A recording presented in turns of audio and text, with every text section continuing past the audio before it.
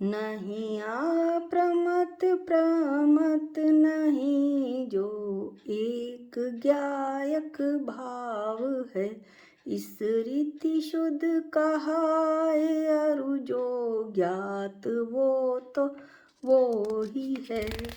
आचार्य कुंदकुंद स्वामी इसमें कह रहे हैं कि यह ज्ञायक भाव प्रमत अप्रमत नहीं है, ऐसा कहा है। गुण स्थान की परिपाटी के अनुसार छठे गुण स्थान तक प्रमत और सातवें से लेकर अप्रमत कहलाता है, किंतु यह सब गुण स्थान अशुद्ध नय की कथनी में है। शुद्ध नय से तो आत्मा सिर्फ एक ज्ञायक ही है, जानने जानने वाला ही है। इस तरह समय सार की गाथा 6 पढ़कर हम मास्टर की का अध्ययन करते हैं, और मास्टर की में हम आज उन शब्दों का अध्ययन करेंगे जिनके 5-5 भेद हैं। पहला शब्द है परमेष्ठी।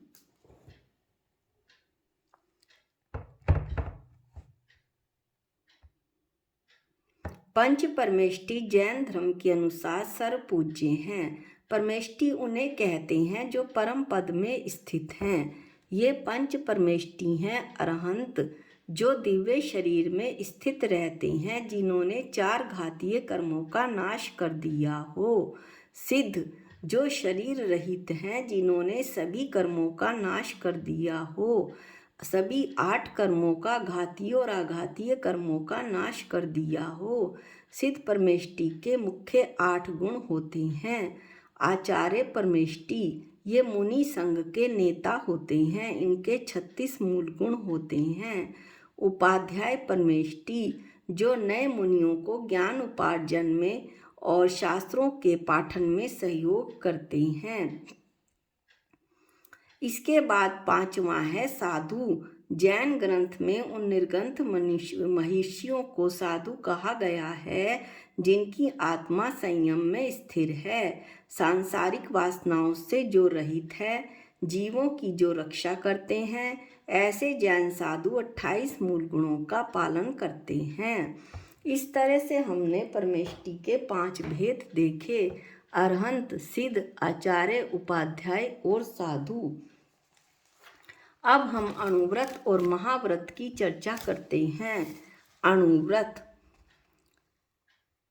सम्यक चारित्र के 2 भेद हैं। एक देश, जिसे अणु, देश और स्थूल भी कहते हैं, तो ये एक देश चारित्र, अणुव्रत, देशव्रत या स्थूल चारित्र, ऐसा इन्हें कहा जाता है। और दूसरा भेद है सर्वदेश, जिसे सकल महासूक्ष्म चारित्र भी कहा जाता है। इनमें जो सकल चारित्र का पालन है वो मुनिराज करते हैं, और देश चरित्र का पालन श्रावक करते हैं। जो पहला इसमें है अहिंसा, 30 जीवों की संकल्पी हिंसा का सर्वथा त्याग करके, यानी उन मनुष्यों ने जिन्होंने 30 जीवों की मन में यह हिंसा धार कर कि इस कुत्ते को लाठी मारनी है, ऐसी संकल्पी हिंसा का संकल्प करके करने वाली होने वाली हिंसा का त्याग कर दिया है। निष्प्रयोजन बिना किसी प्रयोजन के स्थावर जीवों का घात नहीं करते। उदाहरण के लिए बिना प्रयोजन के पेड़ पत्तियां नहीं तोड़ते, मिट्टी आदि को नहीं रोंदते। इस तरह से ये अहिंसा अणुव्रत है। घास पर नहीं चलते। और अगला है सत्य अणुव्रत। दूसरे के प्राणों को घात पहुंचा दे, उसे हार्ट अटैक हो जाए, ऐसे शब्दों को नहीं बोलते। कठोर और अपशब्द निंदनीय वचन नहीं बोलते, ना खुद बोलते, ना दूसरों से बुलवाते, और ना ही उसकी अनुमोदना करते हैं। ये सत्य अणुव्रत है। इसके बाद तीसरा व्रत है अचौर्य अणुव्रत। जन समुदाय के लिए जहाँ रोक ना हो, अर्थात जहाँ पर सभी लोग जा सकें, और किसी विशेष व्यक्ति का स्वामित्व ना हो, किसी का मालिकाना हक ना हो, जैसे सरकार के बाग बगीचे इत्यादि। वहाँ पर से भी ऐसे पानी तथा मिट्टी जैसे वस्तु के अतिरिक्त पानी और मिट्टी तो वे ले लेते हैं, परंतु अन्य किसी भी पराई वस्तु जिस पर उनका अपना स्वामित्व ना हो उसको स्वामी के दिए बिना अणुव्रतधारी नहीं लेते हैं तथा उठाकर किसी दूसरे को भी नहीं देते हैं। इसे अचौर्य अणुव्रत कहते हैं। इसके बाद है ब्रह्मचर्य अणुव्रत। अपनी विवाहित स्त्री के सिवा अन्य सर्व स्त्रियों से विरक्त रहना सो ब्रह्मचर्य अणुव्रत है। पुरुष को चाहिए कि अन्य स्त्रियों को माता, बहन और पुत्री समान माने और स्त्री को चाहिए कि अपने स्वामी के अतिरिक्त अन्य पुरुषों को पिता, भाई तथा पुत्र समान माने। इसके बाद 5वां अणुव्रत है परिग्रह परिमाण अणुव्रत। अपनी शक्ति और योग्यता का ध्यान रखकर जीवन पर्यंत के लिए धन धान्य बाह्य परिग्रह का परिमाण मर्यादा बांधकर इतना धन रखना है, इतने कपड़े रखने हैं, इतना अनाज रखना है, इतने खाने में इतनी इतनी चीज़ों का सेवन करना है, ऐसी मर्यादा बांधकर और उससे अधिक की इच्छा भी ना करे, उसे परिग्रह परिमाण अणुव्रत कहते हैं। इस तरह से हमने अणुव्रत के 5 भेद पढ़े: अहिंसा, सत्य, अचौर्य, ब्रह्मचर्य और परिग्रह प्रमाण व्रत। अब अगला है महाव्रत। महाव्रत जैसा बतलाया कि मुनि जो हैं इन महाव्रतों का पालन करते हैं। इनमें से पहला है अहिंसा महाव्रत। 6 काय, पृथ्वी काय आदि 5 स्थावर काय तथा 1 त्रस काय के जीवों का घात करना सो तो द्रव्य हिंसा है।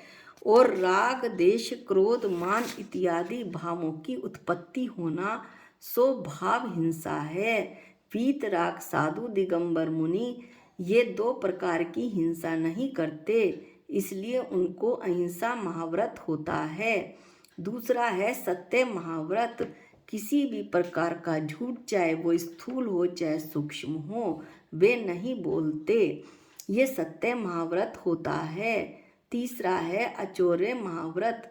अन्य किसी भी वस्तु की बात तो क्या, मिट्टी और पानी भी वो दिए बिना ग्रहण नहीं करते, कोई दे तभी वे ग्रहण करते हैं, इसलिए उनको अचौर्य महाव्रत होता है। अगला है ब्रह्मचर्य महाव्रत। शील के 18,000 भेदों का सदा पालन करते हैं और अपनी चैतन्य रूप आत्म स्वरूप में लीन रहते हैं, इसलिए उनको ब्रह्मचर्य महाव्रत होता है। यानी अपनी आत्मा में स्थिरता, अपने उपयोग को अपने आत्म स्वरूप में लगाना।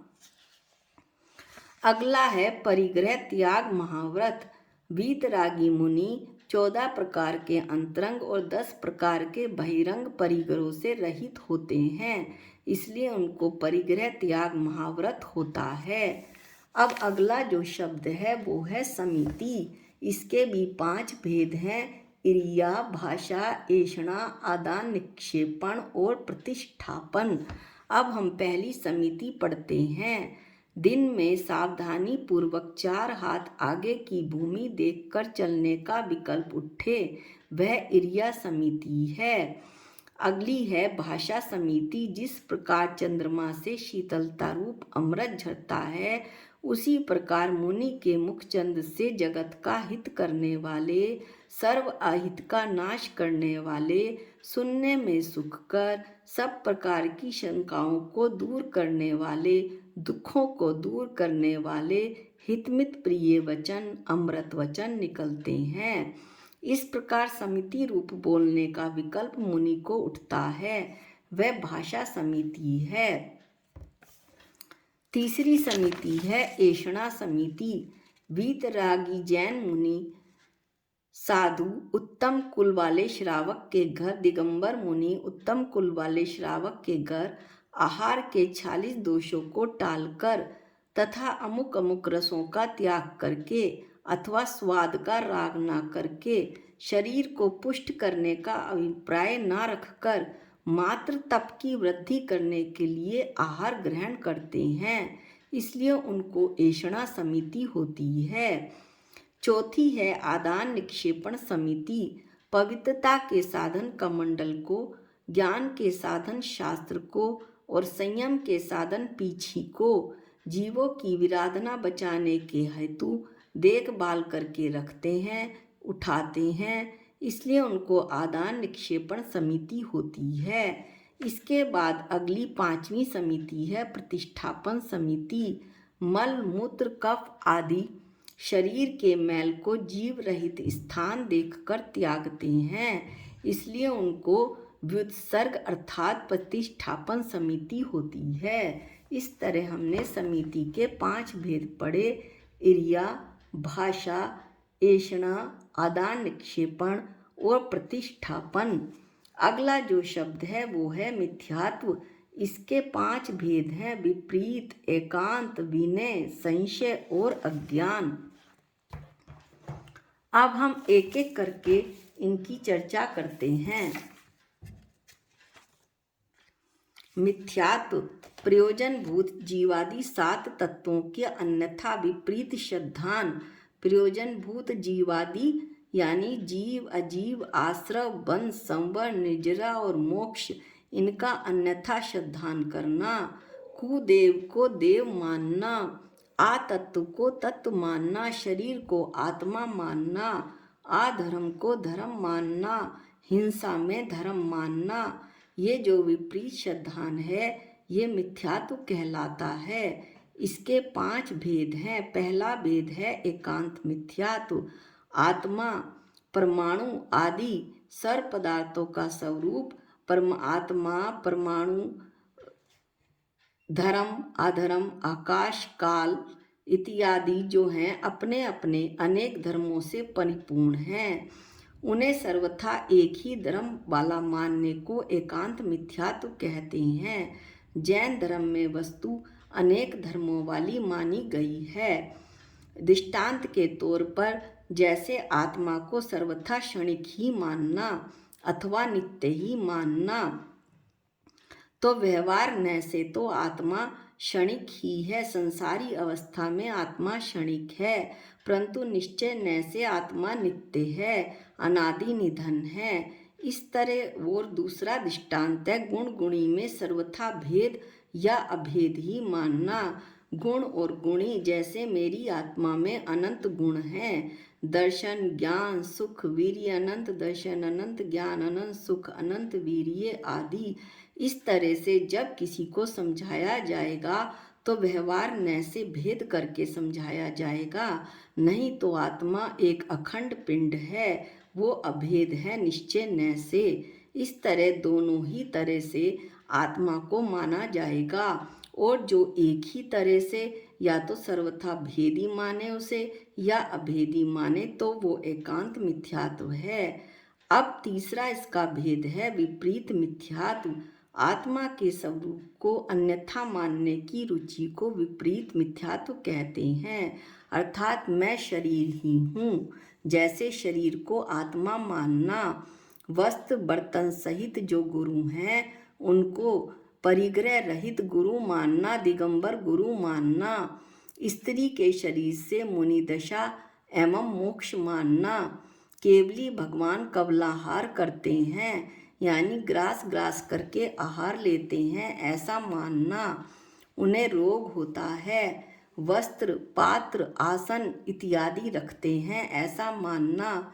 साथ ही कर्मिक उपयोग वाला मानना, जबकि वो तो केवली भगवान अपने केवल ज्ञान के द्वारा संपूर्ण विश्व को युगपत जानते हैं। जो छद्मस्त जीव हैं 12वें गुण स्थान तक वो कर्म से जानते हैं। पुण्य से अर्थात शुभ राग से धर्म मानना, ये विपरीत मिथ्यात्व है। पुण्य तो पुण्य बंध का कारण है, लेकिन वो उससे धर्म नहीं होता, वो शुभ राग है। शुभ राग के साथ साथ अपना उपयोग को अपनी आत्मा में लगाना, अपनी आत्मा को समझना, मैं चेतन भगवान आत्मा हूँ, इसके अलावा मैं विश्व में अन्य कुछ भी नहीं हूँ। यहीं से धर्म की शुरुआत है, अपनी आत्मा की श्रद्धा ही धर्म की शुरुआत है। तो इस तरह से विपरीत मिथ्यात्व की चर्चा पूर्ण हुई। संशय मिथ्यात्व, धर्म का स्वरूप इस प्रकार है या इस प्रकार, पता नहीं मैं आत्मा हूँ या शरीर हूँ। ऐसे परस्पर जो विरुद्ध सिद्धांत होता है उसे संशय मिथ्यात्व कहते हैं। जैसे आत्मा अपने कार्य का, आत्मा का कार्य क्या है जानना और देखना, वो उसका करता है या परवस्तु पुद्गल के कार्य का करता है।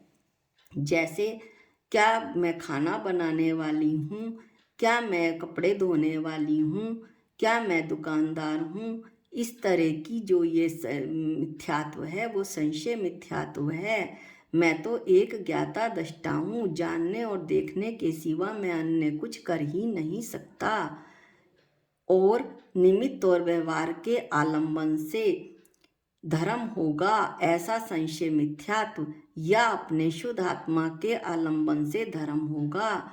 निमित्त और व्यवहार के आलंबन से यानी अनंत भगवान की पूजा करके व्रत आदि के आलंबन से धर्म होगा ऐसा संशय मिथ्यात्व वाले प्राणी के मन में रहता है। या मैं अपनी शुद्ध आत्मा का आलंबन लूँ, चेतन भगवान आत्मा हूँ ऐसा मानूं तो धर्म होगा, इसमें उसे संशय रहता है। चौथा है अज्ञान मिथ्यात्व। जहाँ हित अहित के विवेक का कुछ भी सद्भाव नहीं हो उसे अज्ञान मिथ्यात्व कहते हैं। जैसे पशु वध को धर्म समझना, इस तरह से पाप में धर्म समझना। विनय मिथ्यात्व सबसे खतरनाक मिथ्यात्व है। इसमें समस्त देवों और सर्व मतों में, जैसे शिव जी के मंदिर में, शिव भगवान के मंदिर में, हनुमान जी के मंदिर में माथा टेक लेना कि हम तो सभी मतों को मानते हैं, हमारे लिए तो सब बराबर हैं। समदर्शीपना यानी हम तो सबको बराबर मानते हैं कि मान्यता को विनय मिथ्यात्व कहते हैं। इस तरह से हमने मिथ्यात्व के 5 भेद पढ़े: एकांत, विपरीत, संशय, अज्ञान और विनय। आज हम इन्हीं शब्दों का अध्ययन करेंगे। अगले वीडियो में कुछ अन्य शब्दों का अध्ययन करेंगे जिनके 5 भेद हैं। निज निधि निज में बताई ये अनंत उपकार है, इसके लिए जिन वाणी माँ को वंदनानंत बार है, वंदनानंत बार है। सबको जय जिनेंद्र।